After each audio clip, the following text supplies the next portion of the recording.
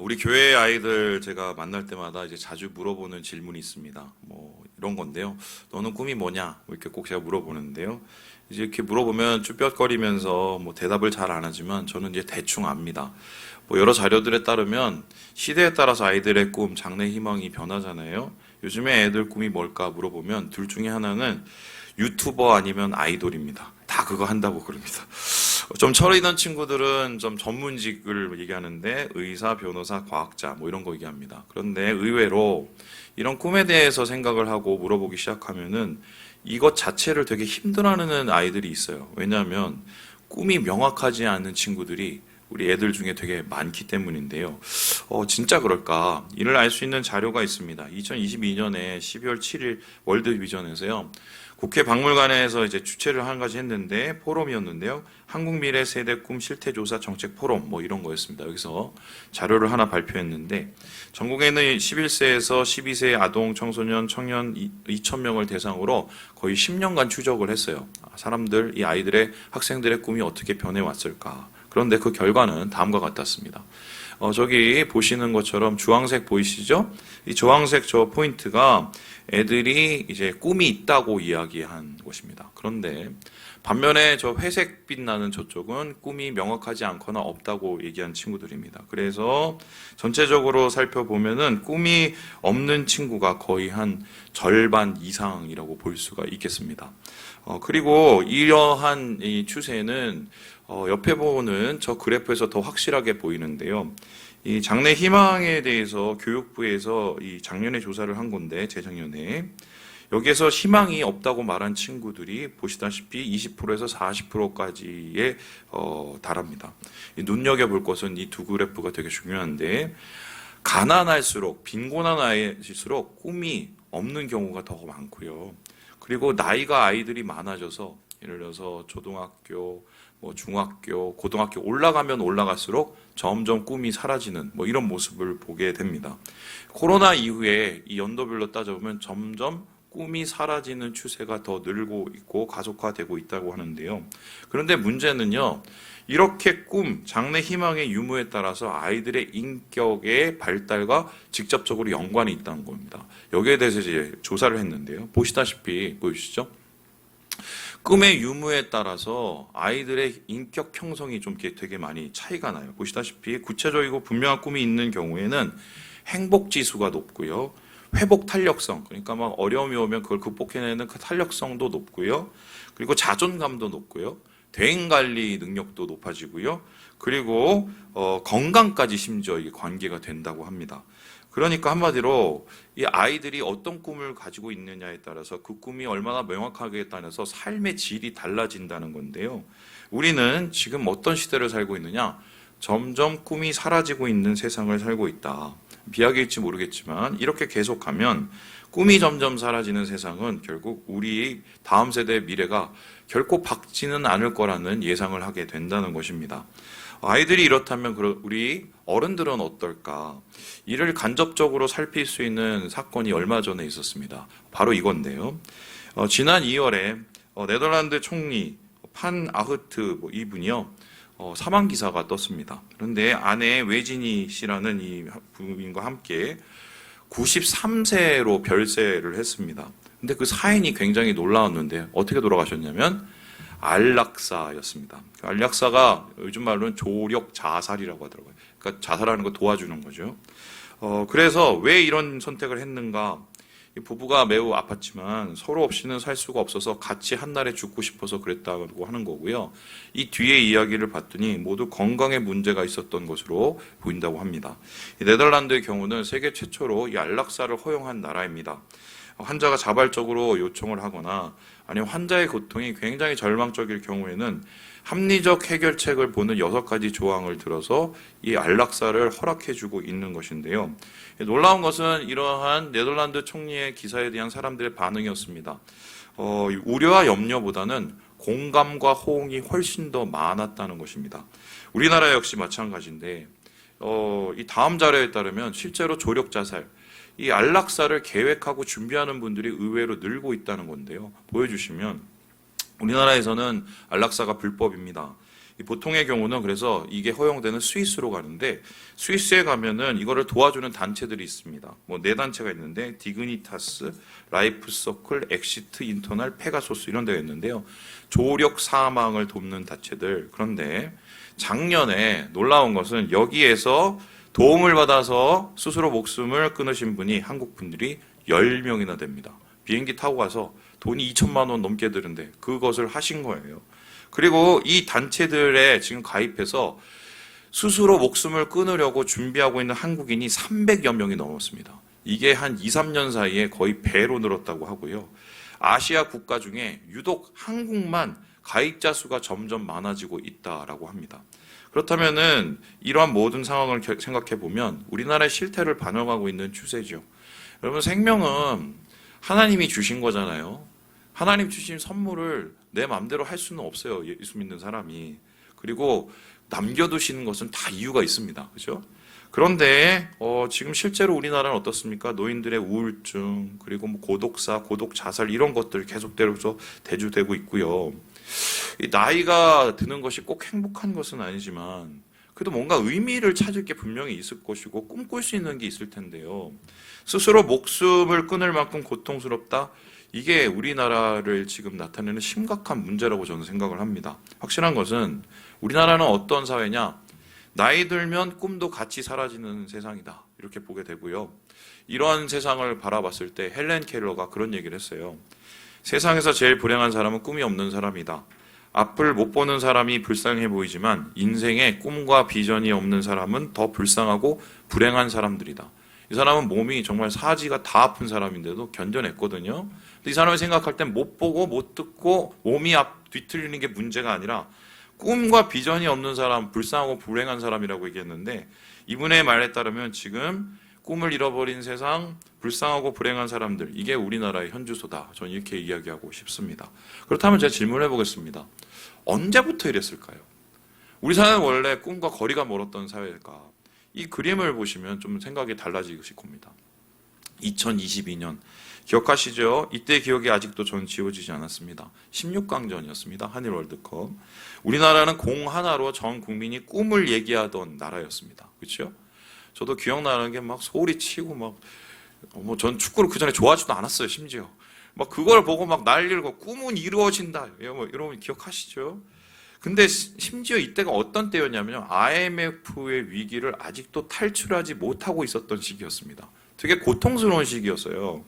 근데 지금 20년이 넘었을 뿐인데 심지어 IMF 위기도 우리가 지나섰는데 우리는 그 사이에 꿈을 잃어버린 세상이 되고 말았다.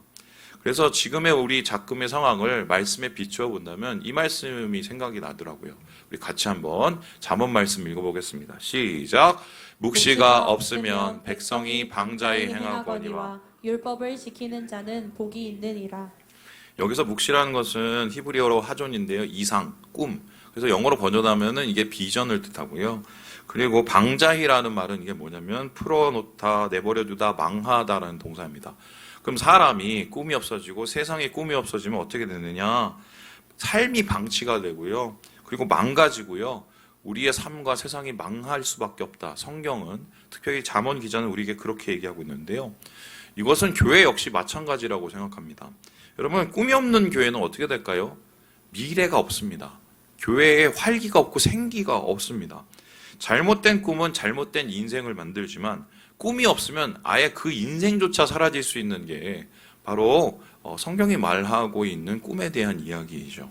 그래서 저는 이번 주에 이런 여러 가지 생각을 가지고 이번엔 무조건 꿈에 대한 설교를 해야겠다 마음을 먹었습니다. 그래서 여러 말씀을 막 생각해보고 어떤 말씀을 나눌지를 고민을 해봤습니다. 보통 꿈 얘기하면은 제일 많이 얘기하는 사람이 요셉입니다. 그리고 다니엘, 이사야 이런 사람들 얘기하는데 이미 이런 분들 제가 여러 번 다뤘고요. 그리고 이분들 얘기를 좀 다시 한번 해볼까 했는데 뭔가 이제 마음에 닿지가 않는 거예요. 그래서 어떻게 했냐면 기도를 했습니다. 하나님, 꿈에 대한 설교를 하는데 어떤 본문을 했으면 좋겠습니까? 하고 계속 설교를 하는데 갑자기 새벽에 기도를 하는데 머릿속에서 번개가 쳤어요. 진짜 번개가 빠지직하고 치면서 이거다라는 생각이 드는데 바로 오늘 우리가 보는 본문의 말씀입니다. 여러분, 이 그림 아시죠? 렘브란트가 그린 탕자의 귀환이라는 이 그림입니다.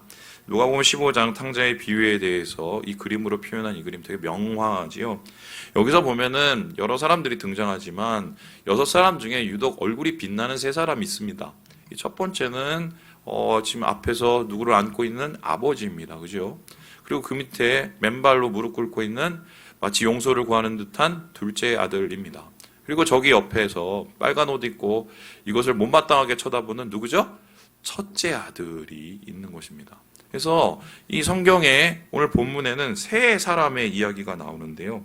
보통 이 본문은 어떻게 읽냐면은 잃어버린 영혼에 대한 하나님의 마음이라든가 하나님의 사랑, 극진한 사랑을 얘기할 때 이 본문을 많이 사용하고 활용하고 또 설교를 하게 됩니다. 그런데 갑자기 제가 기도하던 중에 이 말씀이 팍 떠오르면서 이게 꿈으로 읽혀지기 시작을 하는 거예요.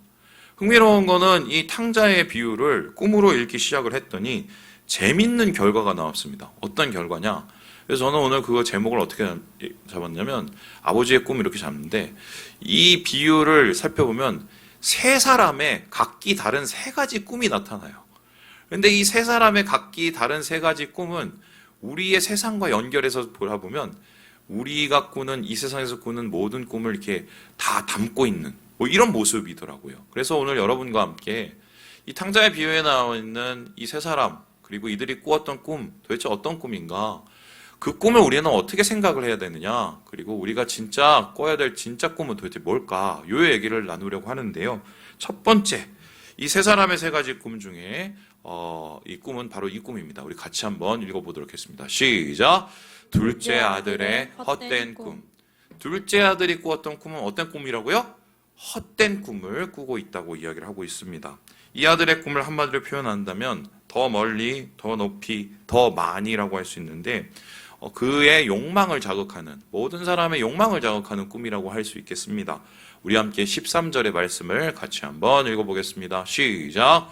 그 후에 며칠이 안 되어 둘째 아들이 재물을 다 모아가지고 먼 나라에 가 거기서 허랑방탕하여 그 재산을 낭비하더니 둘째 아들이 집을 떠났습니다. 아버지 집 떠난 이유는 세상으로 나가기 위해서였습니다. 그래서 자기가 동원할 수 있는 모든 자원을 동원하고 심지어 아버지한테 떼를 쓰고 땡깡을 부렸고 돈을 다 뺏어갖고 세상으로 나가게 됩니다. 나갈 때 보면 애초에 돌아올 생각이 전혀 없었습니다. 왜 그랬을까요? 더 멀리 나가서 더 높이 올라가고 더 많이 갖는 게 이 사람의 꿈이었기 때문입니다. 아마 이 세상 사는 사람들이 이 꿈을 대부분 갖고 있지 않을까요? 이거는 우리의 욕구이자 인간의 본능이라고 할 수 있겠는데요.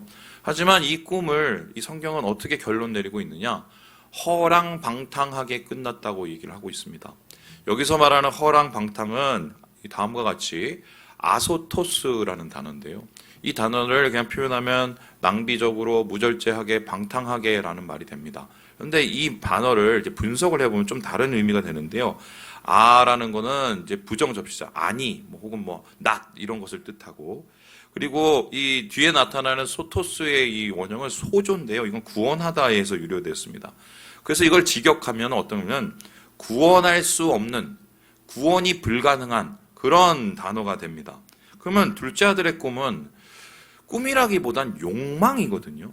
근데 이 욕망은 구원할 수도 없고 완성할 수도 없고 성취될 수가 없게 끝나버렸다고 오늘 성경이 이야기하고 있습니다. 왜 그런가요? 이 꿈이 결국은 쾌락적으로 낭비적으로 흘렀기 때문입니다. 우리가 욕망 채우기 위해서 이것저것 다 갖다 집어넣습니다. 지금 현대의 시대를 이 소비의 시대라고 그러죠. 소비가 아니라 거의 낭비에 가깝죠. 제가 자주 얘기하지 않습니까? 여러분 집에 문을 열어보세요. 이 문을 열고 옷장 문을 열어보세요. 안 입는 옷 수두룩하죠. 그런데 계속 사모집니다. 그죠? 이거는 왜냐하면 나를 위한 보상이니 막 이런 얘기하는데 그걸 사면서 느끼는 그 기쁨을 우리는 느끼지 그걸 입어서 느끼는 기쁨보다 그게 더 큰 거예요.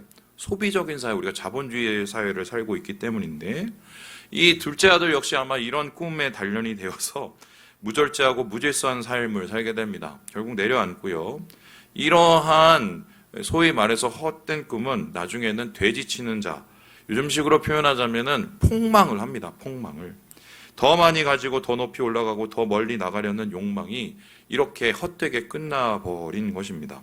목사님, 더 많이 가지고 더 높이 올라가는 게 꼭 나쁜 건 아니잖아요.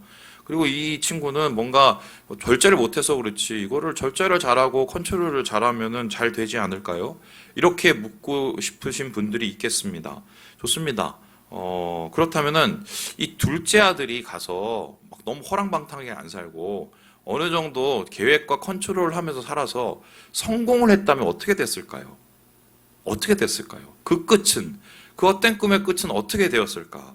우리는 성경에서 성공한 둘째 아들을 찾을 수 있는데요. 그 사람이 누구냐? 바로 솔로몬입니다. 이게 무슨 말이냐? 생각을 해보세요. 솔로몬은 하나님한테 잘 보여서 지혜도 없고 부귀영화 이 두 가지도 다 아는 세상의 모든 것을 더 많이 가지고 더 높이 오르고 더 멀리 간 사람입니다. 그의 인생 중에서 심지어 나라는 태평성대였습니다. 그런데 왜 하나님께서 이런 모든 것을 주셨냐? 이 사람의 쾌락과 욕망을 쫓기 위해서 주신 게 아니라 원래 맨 처음에는 하나님 제가 백성들 좀 잘 다스리고 싶으니까 듣는 마음을 주세요. 이렇게 얘기해서 하나님이 부어주신 것입니다. 그런데 이것을 어떻게 사용했습니까? 맨 처음에 그렇게 잘 사용하다가 얼마 지나지 않아서 자신의 욕망을 꿈을 쫓는 데 사용을 했습니다. 그렇다면 이 사람의 인생이 나중에 엉망이 됐을까요? 아니요. 잘 먹고 잘 살다가 잘 죽었어요. 근데 그의 인생 끝에 자기가 욕망을 쫓았던 헛된 꿈을 쫓았던 그 끝을 어떻게 표현하고 있느냐? 전도서에서 이렇게 얘기를 하는데요. 우리 같이 한번 1장 말씀 읽어보겠습니다. 시작! 내가 해 아래에서 행한 모든 일을 보았노라. 보라 모두 다 헛되어 바람을 잡으려는 것이로다. 그냥 바람 잡다 끝났다는 거예요. 더 많이 가지면 행복해질 줄 알고 더 높이 가지면 또 오르면 더 내가 튀어질 줄 알고 더 멀리 가면은 내가 더 넓어질 줄 알았는데 그냥 바람 잡다 끝난 것입니다. 그냥 헛되고 허망한 인생, 겉으로 보기에는 실패한 게 없는데 실패했다고 이야기를 하고 있습니다. 자신의 인생만 그렇게 된 것이 아니라 나라까지 나중에 망하게 됐고요. 욕망이 꿈이 되면 이런 결과를 나타낸다는 것을 적극적으로 보여주는 예라고 할 수 있겠습니다. 우리는 지금 한국교회 끝을 보고 있지 않습니까? 왜 이렇게 됐나요? 한국교회는 그동안 더 많이 더 높이 더 멀리를 외치던 교회였습니다. 결국 그 끝이 바람만 남았어요. 바람만. 그래서 우리는 이 둘째 아들의 꿈, 이 헛된 꿈이 정말 바람으로 끝난다는 거 기억하고요. 욕망을 쫓는 꿈은 문제가 있다는 걸 먼저 인식해야 돼요. 두 번째 그렇다면은 이 본문에서 나타난 두 번째 꿈은 뭡니까? 우리 같이 한번 읽어보겠습니다. 시작! 첫째 아들의 못된 꿈. 둘째 아들이 헛된 꿈을 쫓아 세상으로 갔다면 첫째 아들은 꿈을 확실하게 붙잡기 위해서 아버지 옆에 남았습니다. 그런데 그는 왜냐하면 매우 현실적이고 이성적인 사람이었기 때문에 꿈도 굉장히 야무지게 꿨어요. 그런데 그의 꿈이 문제가 있었는데 그의 꿈에는 다른 사람, 심지어 가족도 없었기 때문입니다. 우리 함께 30절의 말씀을 같이 한번 읽어보겠습니다. 시작! 아버지의 살림을 창녀들과 함께 살펴버린 이 아들이 돌아오매 이를 위하여 살진 송아리를 잡으셨나이다. 이 말씀을 보면 지금 화가 굉장히 났습니다. 밭에서 열심히 일하고 돌아옵니다. 그런데 승질이 났어요. 왜요? 돌아왔더니 집 나간 동생이 돌아온 겁니다. 근데 더 화가 난 거는 그를 극진히 반깁니다. 아버지는 심지어 풍악을 울리고 춤까지 추고 그러면서 화가 났어요. 나한테는 한 번도 저를 안 저러셨잖아. 여러분 이게 이해가 되시죠? 충분히 이해가 됩니다. 쉽게 설명을 해드릴게요. 우리 교회에 제가 예전에 조사를 해봤더니 300명이 넘게 왔다 가셨습니다. 아마 지금까지 다 따지면 350명 되실까요? 근데 그분들 중에 안 맞아서 가신 분도 있고 싸워서 나가신 분도 있고 또 소위 말해서 저하고 관계가 안 좋아지셔서 나간 분도 있어요. 뭐 저도 못 됐으니까요. 근데 그분이 어느 날 갑자기 돌아온다고 한번 생각을 해봅시다.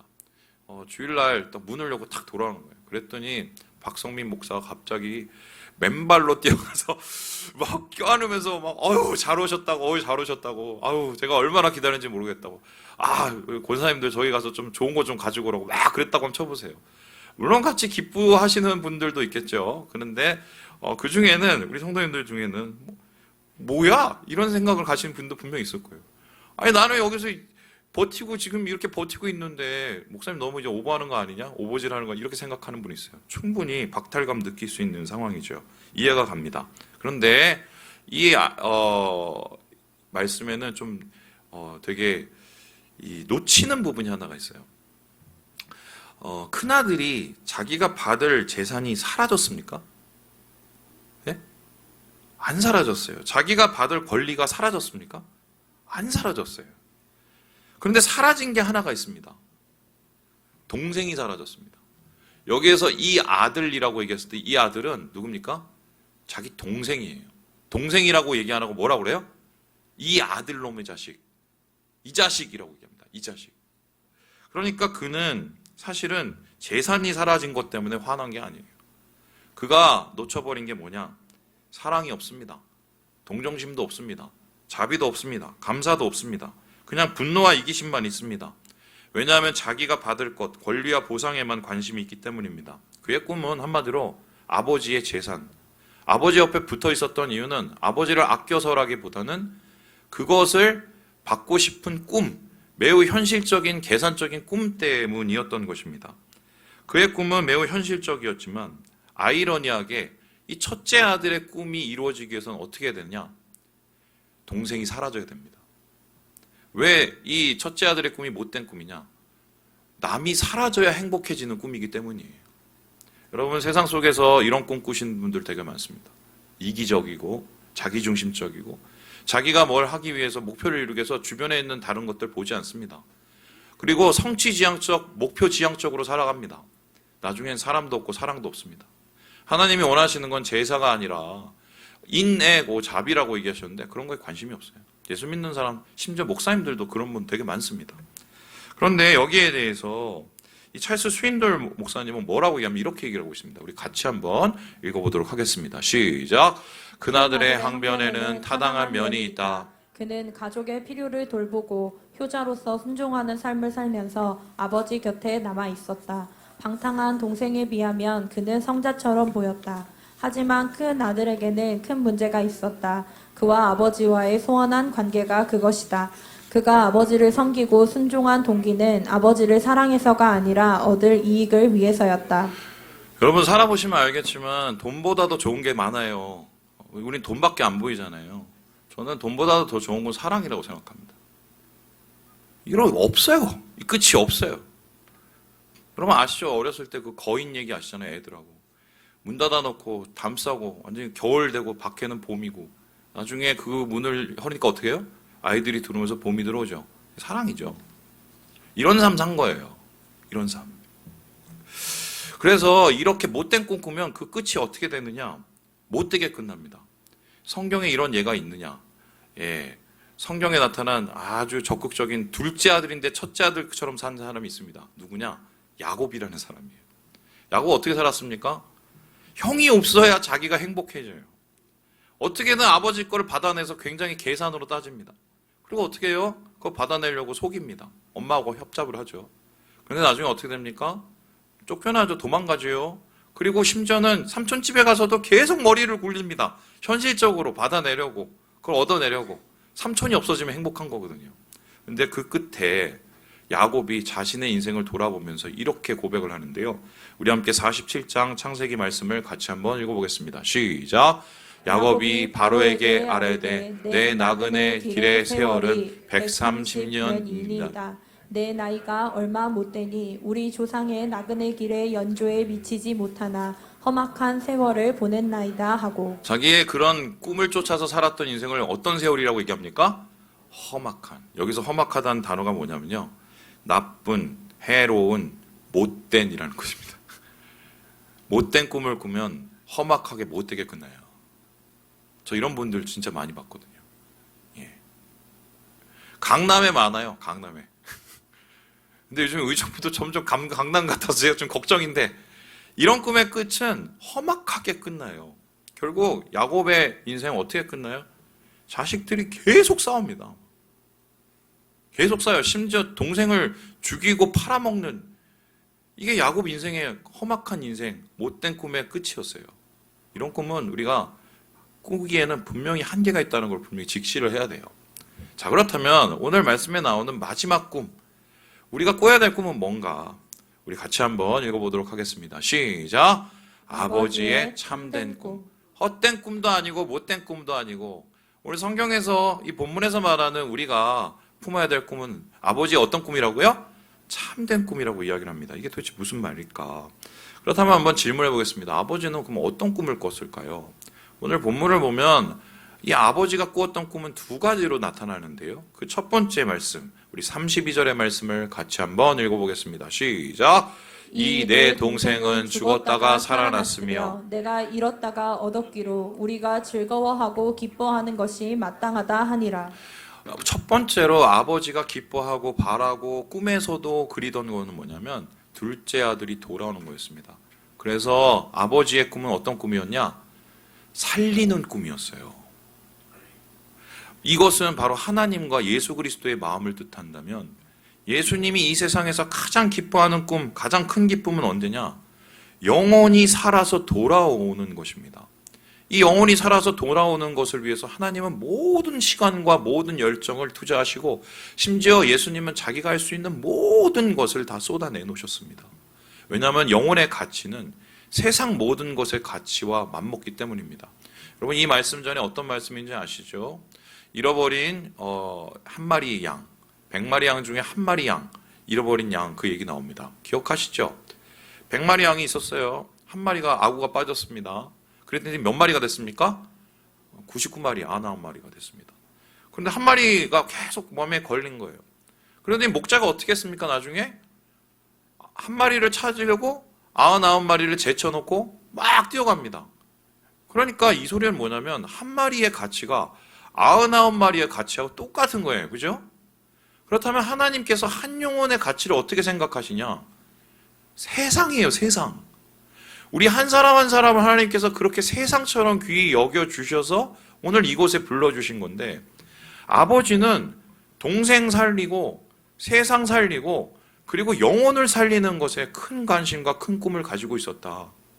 이 꿈을 하나님이 꾸셨고 이 꿈 때문에 우리가 오늘 여기에 있다. 이렇게 이야기하고 있는 것입니다. 그렇다면 두 번째로 아버지의 꿈은 어떤 꿈이었을까? 우리 함께 31절의 말씀을 같이 한번 읽어보도록 하겠습니다. 시작! 아버지가 이르되 예 너는 항상 나와 함께 있으니 내 것이 다 내 것이로되. 이 첫째 아들을 달래는 말이죠. 어떻게 얘기하고 있습니까? 야 내게 다 네 거잖아 라고 얘기했습니다. 걱정하지 마. 그런데 이 말에 되게 숨은 뜻이 있어요. 내 것이 다 네 거야. 이 말은 내 것. 아마 이 얘기를 들었을 때 첫째 아들은 아버지 재산이 나 내 재산 이렇게 들었겠지만 아버지는 거기 플러스 더한 의미를 담았어요. 그게 뭐냐? 내 마음이 네 마음이 됐으면 좋겠다는 거죠. 그러면은 첫 번째는 아들을 살리는 영혼을 살리는 꿈이라면 두 번째 하나님 그 마음 첫째 아들이 품기 원했던 그 아버지의 마음은 도대체 무엇일까? 이제 흥미로운 게 지금 이 31절의 말씀하고 거의 똑같은 말씀이 예수님 말씀에 있어요. 그게 뭐냐면 요한복음 17장 10절 말씀인데요. 보여주시죠. 예수님이 돌아가시기 전에 제자들 앞에서 이렇게 기도를 합니다. 내 것은 다 아버지 것이요 아버지의 것은 다 내 것이온데 내가 그들로 말미암아 영광을 받았나이다. 똑같죠? 지금 표현이 똑같이 나왔습니다. 그 다음에 예수님께서 하나님 아버지의 마음이 도대체 뭔지 아버지가 품었던 그 두 번째의 꿈이 도대체 뭔지를 그 다음에 표현하고 있는데요. 우리 함께 11절의 말씀을 같이 한번 읽어보겠습니다. 시작! 나는 세상에 더 있지 아니하오나 그들은 세상에 있사옵고 나는 아버지께로 가옵나니 거룩하신 아버지여 내게 주신 아버지의 이름으로 그들을 보전하사 우리와 같이 그들도 하나가 되게 하옵소서. 어떤 꿈을 가지고 계셨어요? 어떤 마음요? 하나 되기 원하는 마음이에요. 그러니까 하나님께서 아버지라면 하나님 아버지의 꿈은 두 가지예요. 살리는 꿈, 하나 되는 꿈. 영혼을 살리는 꿈, 그리고 공동체를 하나 되게 만드는 꿈.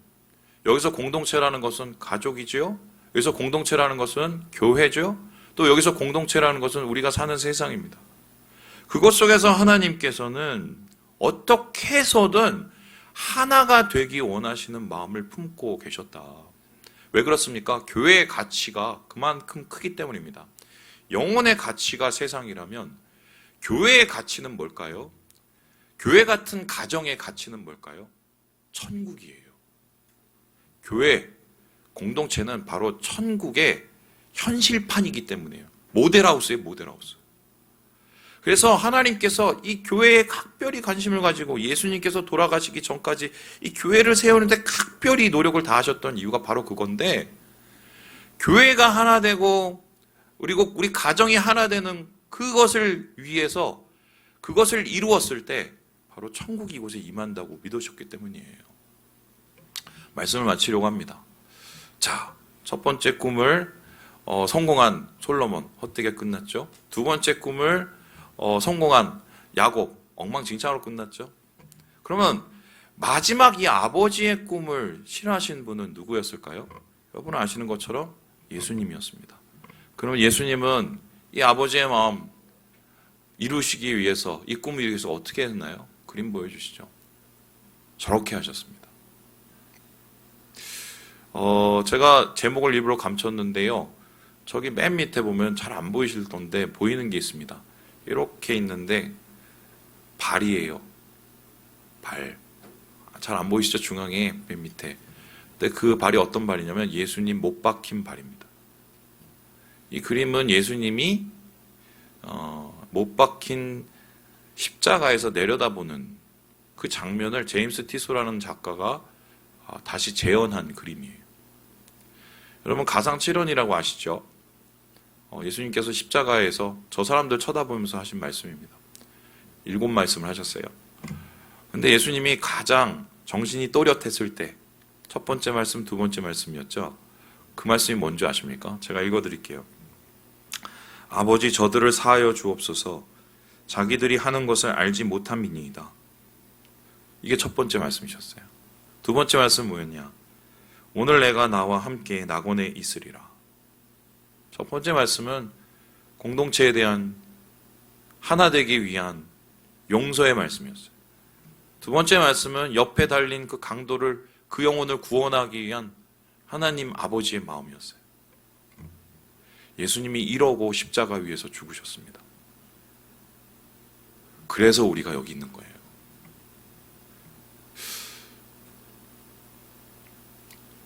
꿈을 잃어버린 세상을 살고 있죠. 근데 그렇게 잃어버릴 꿈은 잃어버린 게 맞아요. 헛된 꿈이나 못된 꿈일 가능성이 많거든요. 예수 믿는 사람은 죽을 때까지 꿈이 없을 수가 없습니다. 왜요? 우리 주인 영혼이 계속 있고 우리는 계속 교회이기 때문입니다. 여러분, 하나님 아버지가 살리는 꿈을 품고 계세요. 하나 되는 꿈을 품고 계세요. 우리 아버지가 그렇게 그 꿈을 품고 말하십니다. 얘야, 내 것이 다 내 것이기 원해. 내 마음이 다 네 마음이기 원해. 내 꿈이 네 꿈이기 원해. 주님은 간절히 이렇게 얘기하시고 십자가 위에서 죽으셨어요. 사순절 기간이에요. 이 꿈을 우리가 회복해야 되지 않을까. 이것을 우리의 가장 큰 가치로 여겨야 되지 않을까. 사랑하는 여러분, 주님 안에서 이 아버지의 꿈을 회복하시고 주님의 비전을 이루어 가시는 한 주 사시기를 주님의 이름으로 축원합니다.